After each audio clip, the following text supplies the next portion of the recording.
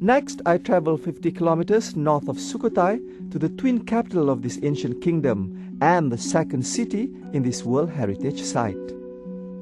In its heyday, this city was just as grand and important as Sukhothai. In fact, so much so that the heir to the throne of the Sukhothai kingdom had to live here before he became king.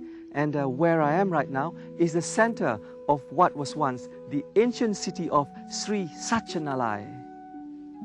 Just when I thought nothing could ever match the beauty of Sukhothai, Sri Sachanalai is here to prove me wrong. It's more natural. Its grounds may not be as well maintained as its twin capital.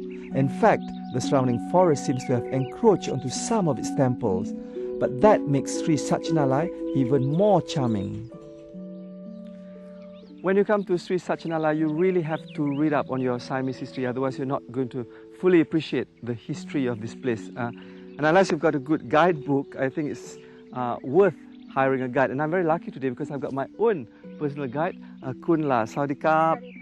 Kunla, thank you for being here with me to explain a bit. I just want to know, how many temples are there altogether? Inside the ancient town have the temple about 42. 42 temples inside. But outside that already surveyed, we found more than 277 temples. 277 temples. That is a lot of temples. At its peak, Sri Sachanalai had up to 30,000 people living within its ancient walls, noblemen, monks and ordinary citizens. Kunla takes me to Wat Chang Lom. I know what Chang means, elephant in Thai, and this is the only temple in this World Heritage Site that is decorated with the sculptures of full-bodied elephants. Legend has it that if you are a first-time visitor and you get the correct number of elephants surrounding the base of the chedi, you'll be blessed with good luck. Well, just now I had a quick count from here to here, and my count is 39. Is that right? Okay. I'm lucky? Yeah, you're lucky. Ooh, khop kun kap. Evidence suggests this ancient city by the river Yom was settled way before Sukhothai became a kingdom.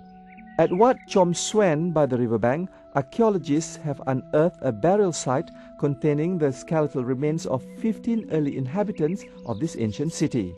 The discovery suggests settlement in this area predates the Sukhothai period, going back as early as the 3rd century AD. Most of the temple complexes in Sri Sachanalai bear traces of Khmer, Lankan and Sukhothai architecture. And after my umpteenth ruin, I can almost spot the difference. This is Sri Sachanalai, and this is Wat Pra Si Ratana Mahata Chalyang, one of the main temple complexes in this World Heritage Site. And what's interesting about this complex is that it carries a lot of different architectural styles. The main prang behind me is in the style of the Ayutthaya period, the cone-shaped prang, although it's believed that it was built over an earlier structure. And behind it is another main chedi with smaller chedis around in the style of the Lankan period, the bell-shaped chedis. And there are several Buddha statues scattered around this temple complex, and actually it's believed that this complex was built even before the Sukhothai period, around about 1237 AD. Now, I'm no expert at Buddhist art, but having seen quite a few statues of Buddha on this trip, I'm beginning to notice a difference in the way the Buddha is depicted here. This is the second vihan behind the main central prang, and you see two sitting Buddhas here, and this is another place where they come to offer prayers to Lord Buddha. And on my right is the mondop housing the standing Buddha. And what I find interesting about the Buddha images in Sukhothai and Sri Sachanalai is that all the Buddhas appear to be more feminine instead of the usual masculine Buddha you see. And I suppose they're that way to symbolize a period of great contentment and happiness. Sri Sachanalai was also famous for another thing, and a visit to the museum at Ban Kanoi reveals what that was.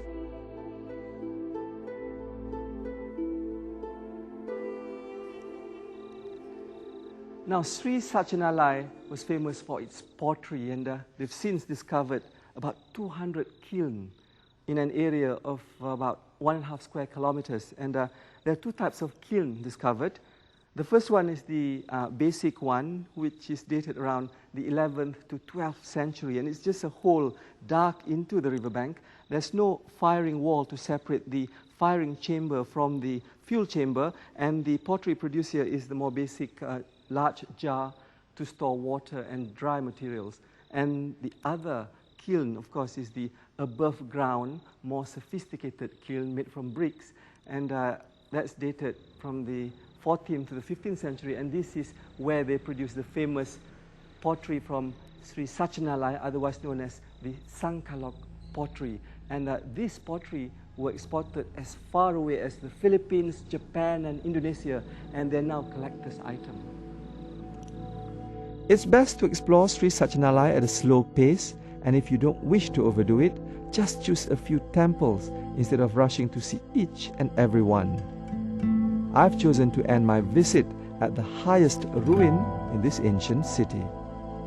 What I like about Sri Sachinalai is that it's more natural, unlike Sukhothai, or its central zone anyway, where the lawns are well manicured, it's more well maintained. Here, it's more wild. It's as if the surrounding forests have encroached on all the ancient ruins, and you feel like an explorer as you stumble onto one ancient ruin after another, right smack in the forest. And what better way to end my stay at Sri Sachinalai than at Wat Kau Suan Kiri, which means the golden temple on top of a hill.